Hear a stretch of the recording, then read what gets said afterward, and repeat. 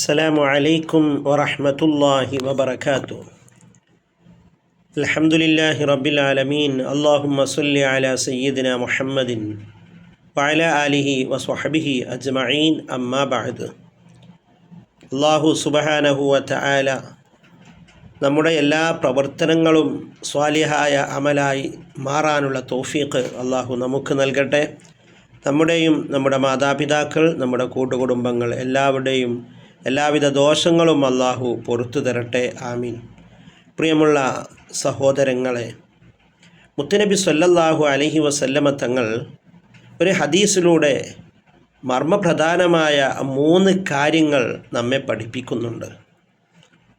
ആ 3 കാര്യങ്ങൾ, ആ 3 സന്ദർഭങ്ങളിൽ അള്ളാഹുവിനോട് അവൻ പ്രാർത്ഥിച്ചാൽ, അള്ളാഹുവിനെ അവൻ വിളിച്ചാൽ ആ വിളി നിർബന്ധമായും അള്ളാഹു കേട്ടിരിക്കുമെന്ന് മുത്തുനബി സ്വല്ലല്ലാഹു അലൈഹി വസല്ലമ തങ്ങൾ പഠിപ്പിക്കുകയാണ്.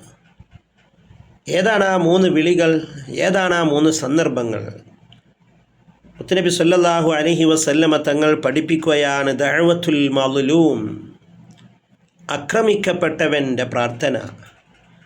ഒരു മനുഷ്യനെ ഒരു കാരണവുമില്ലാതെ മാനസികമായി, ശാരീരികമായി ഏതെങ്കിലും വിധേന ബുദ്ധിമുട്ടുണ്ടാകുന്ന രൂപത്തിൽ ഒരു മനുഷ്യനെ ഒരാൾ ആക്രമിച്ചാൽ ആ ആക്രമിക്കപ്പെട്ടവൻ അള്ളാഹുവിനോട് ദുആ ചെയ്യുകയാണെങ്കിൽ, ഈ ആക്രമിച്ചവന് എതിരായിക്കൊണ്ട് ദുആ ചെയ്യുകയാണെങ്കിൽ അള്ളാഹു അവൻ്റെ പ്രാർത്ഥന സ്വീകരിക്കും എന്ന് മുത്തുനബി പഠിപ്പിക്കുന്നു.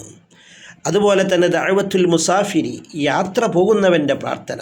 യാത്ര പോകുന്ന വ്യക്തികൾ അള്ളാഹുവിനോട് ദുആ ചെയ്യുമ്പോൾ ആ പ്രാർത്ഥന അള്ളാഹു സ്വീകരിക്കും. അതാണ് നമ്മുടെ മുൻഗാമികളും നമുക്ക് യാത്ര പോകുന്നവരോട് ദുആ കൊണ്ട് വസിയത്ത് ചെയ്യുന്നത്, ദുആ ചെയ്യാൻ ആവശ്യപ്പെടുന്നത്. അതുപോലെ തന്നെ മറ്റൊരു പ്രാർത്ഥനയാണ്, സന്ദർഭമാണ് നാം എല്ലാവരും പേടിക്കേണ്ട, നാം എല്ലാവരും ചിന്തിക്കേണ്ട, നാം എല്ലാവരും ഗൗരവത്തോടു കൂടി മനസ്സിലാക്കേണ്ട, എന്നാൽ നമ്മുടെ ജീവിതത്തിൽ നമ്മൾ ശ്രദ്ധിക്കാതെ പോകുന്ന ഒരു കാര്യം ദഅവത്തുൽ വാലിദി അലൽ വലദി, മാതാപിതാക്കൾ മക്കൾക്ക് എതിരായി പ്രാർത്ഥിക്കുന്ന പ്രാർത്ഥന. ഒരുപക്ഷെ മാതാപിതാക്കൾ നമുക്കെതിരെ പ്രാർത്ഥിക്കുമ്പോൾ ആ സന്ദർഭത്തിൽ നമുക്കത് പ്രതികൂലമാവണമെന്നില്ല, അല്ലെങ്കിൽ നമ്മുടെ സമ്പത്തിനെ അത് നശിപ്പിക്കുന്നില്ല. അത് ജീവിതകാലത്ത് തന്നെ ആ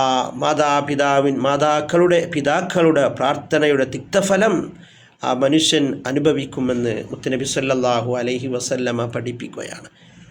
ഞാൻ പറഞ്ഞത് ഈ 3 സന്ദർഭങ്ങൾ നമ്മൾ പേടിക്കേണ്ടതാണ്.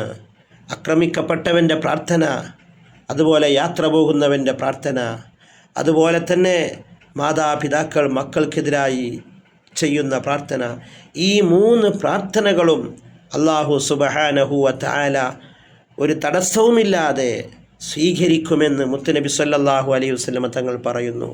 അതുകൊണ്ട് ഈ സന്ദർഭങ്ങളിൽ ഈ മാതാപിതാക്കളുടെ പ്രാർത്ഥന നമുക്ക് അനുകൂലമാവാനാണ് നാം ശ്രദ്ധിക്കേണ്ടത്. ഒരിക്കലും